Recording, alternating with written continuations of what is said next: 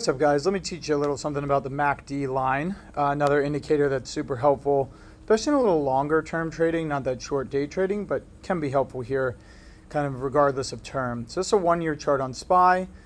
You definitely could have seen this breakout coming, and let me show you how.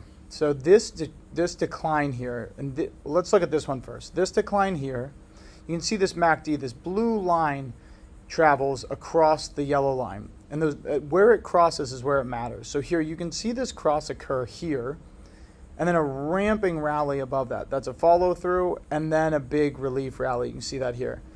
We may be in the same thing right now. So you see this cross. This cross actually occurred even earlier. So you could have seen that cross and even some of the follow through before these two big candles here, which would have been nice. I did miss it, but it would have been a nice look. So in retrospect, I notice it. And then if what happened before happens again, we will see this relief rally again, probably back up into the 428 range, which would give us that big lift on that MACD line. And then you want to look for that cross back down. You can see that happen here. It came back, crossed back down, and then we had that slow decline downward. So look for that MACD cross, and that'll help you in these longer term trades.